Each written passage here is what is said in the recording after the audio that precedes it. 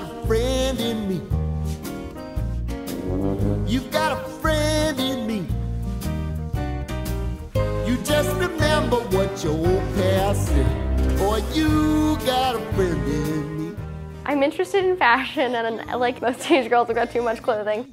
I know I need something where I can get my friends involved. I sent out a Facebook message, the beauty of Facebook and the internet. I got tons of responses with girls that were like, oh my word, I'd love to be involved with more and help out. And she was used to wearing just, you know, PJs and sweats and all that, right? Yeah, I wore pajamas All the time. Yeah, so it was nice to have something pretty.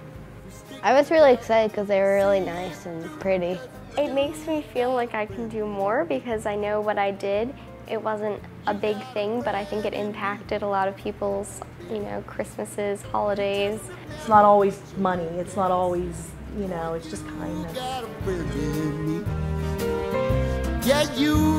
It just felt amazing seeing this huge table of gifts and just knowing that all these gifts would go to like children that are less fortunate. It made me really feel good.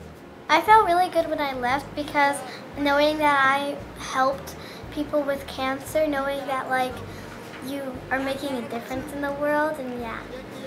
You also feel so good just helping them, and it's just a nice thing to do, and they really appreciate it. It was fun, and you get to share presents with each other. This is just people helping people, families helping families, kids helping other kids. That seems like that's how it's meant to be. You know, no one's telling you to do it. This type of experience helps you remember that it's not how many years you live, but how fun the years are that you do live. Organizations like Teardrops and families like the Coopers do it countless times, that they become the extended second family to our families. When it's a little child saying, and they wanted to do this for me and they didn't even know me. And especially when you hear it in that little tiny child voice, it touches your heart. So I've been involved with Teardrops 5 years, 6 years, pretty much since Lois came along, made us cry at lunch and said, you know, told my team, my company, we've got to be involved with this group. Personally, I've gotten a little more involved as I wanted to. I actually wanted to touch the families, not just write a check. You may remember me and my sons from the gala from last year, walking around and having fun, the boys getting into everything. A lot of new faces and new friends that I was able to meet there. And one in particular was Ken. I met the Bartees, he came up to me. I could feel the caring that he had for me and my boys at that, right then, the very first time I met him. Whether I'd ever see him again, I had no idea, but I also had no idea how much of a huge part he would play in our life. Right down to the bottom of the barrel and then you flow back on top.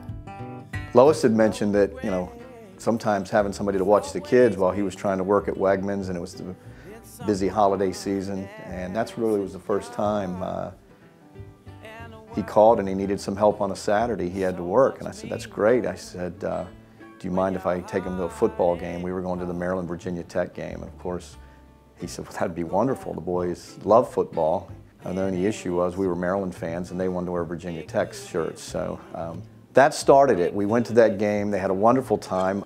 The way he was explaining it to me, it was something that was just effortless for his kids to enjoy the time with my boys, as if, you know, they were just other brothers, you know, having a good time. Memories are created that, you know, will never go away. Through all the adversity, through all the pain he was going through, to be able to smile, I knew that that smile was telling me, I love you.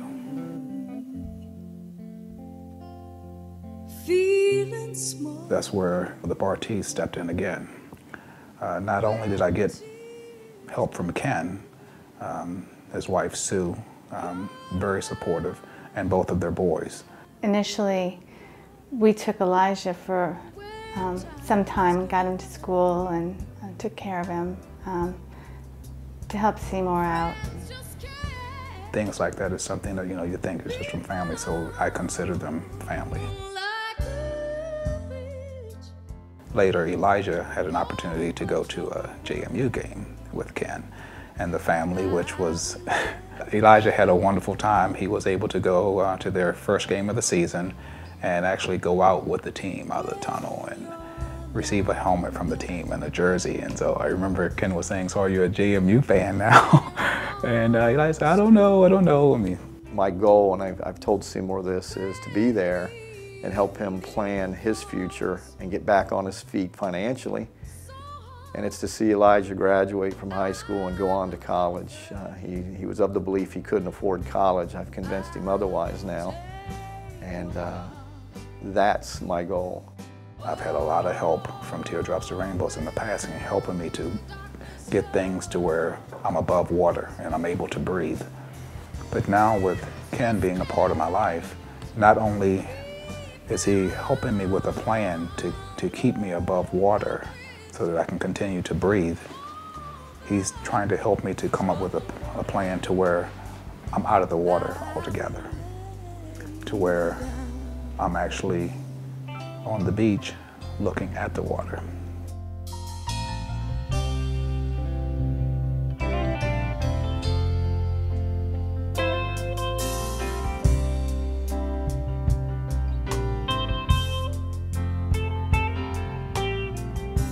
It's not me doing this, it's this bigger circle, and we as a group and a community have to continue to do this. We've got to reach out and help those families. We've got to make ourselves available, and it's time and it's money and it's faith.